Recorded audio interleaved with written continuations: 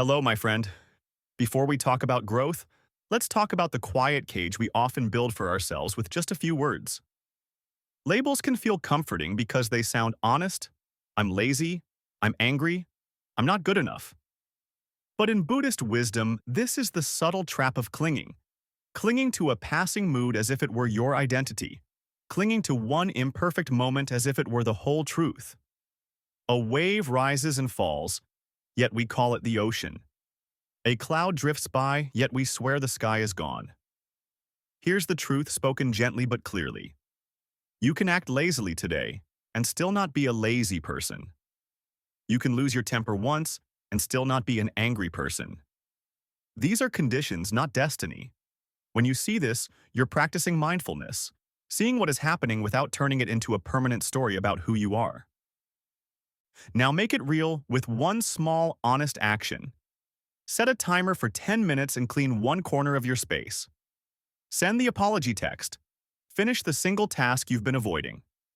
Don't wait to become perfect before you begin. Begin. So suffering has less room to rule you. Self-compassion isn't weakness. It's strength with warmth. Firm, truthful, and full of love. And here's where the practice becomes real. Not in a book, not on a cushion, but in the ordinary seconds when you're about to turn on yourself. When the mind throws a label at you, pause and watch it, like you'd watch a spark land on dry grass. If you don't notice it, it becomes a fire. In Buddhist terms, this is the moment to see the second arrow. The first arrow is the mistake. The second arrow is the cruelty you add afterward. Shame, insults, the hopeless story that says you'll never change. The second arrow is optional.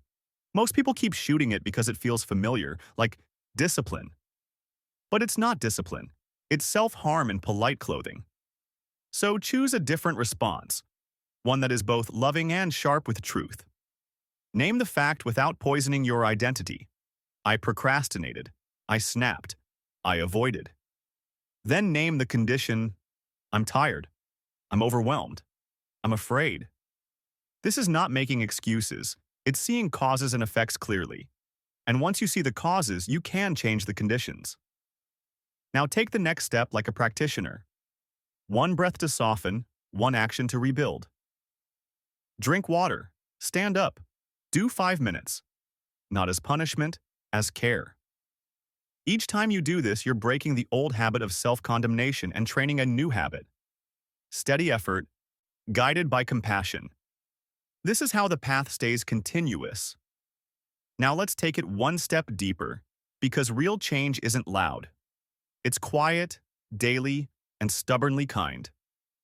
In Buddhist practice, wisdom is not about becoming perfect. It's about seeing clearly. Everything arises from conditions, and conditions can be changed. If you keep calling yourself a broken person, you'll live like you're beyond repair. But if you see your struggle as a pattern, not your identity, you regain power. A pattern can be trained. A habit can be reshaped. A mind can be softened. So here's your simple practice for today. Stop negotiating with your future self and start helping your present self. Pick one small act that supports your life. 10 minutes of cleaning, 10 minutes of walking, 10 minutes of focused work. One honest message. One glass of water. One page. One prayer. Keep it small enough that your mind can't argue and real enough that your heart can feel it. And when you slip, and you will, return without drama. No self-trial, no shame speech. Just come back. Breathe. Name the moment. Take the next right step. That returning is the path. If you want a sign, let this be it. Today, choose one small action that proves you haven't given up on yourself. Start now. And if this message helped you even a little, please support the channel. Press 1 in the comments right now. It's a small action, but it tells me you're here, and it helps this space keep growing. If you'd like more videos like this, subscribe so you don't miss the next one. Thank you for choosing kindness today. And remember, your mind will try to pull you back into old habits, because old habits feel safe, even when they hurt. It will whisper, "This won't work.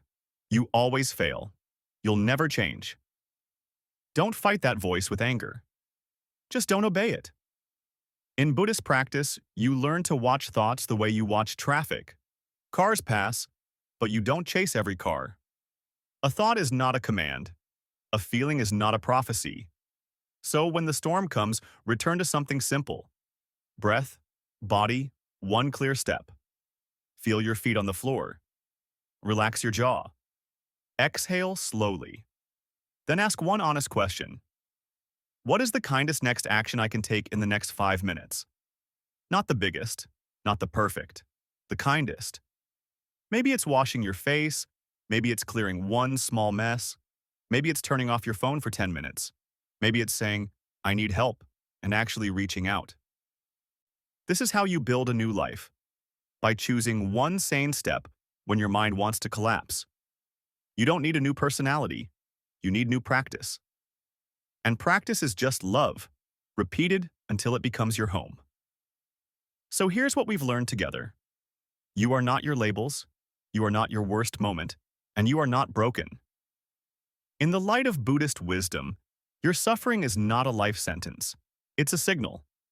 Everything in you arises from conditions, and conditions can be changed.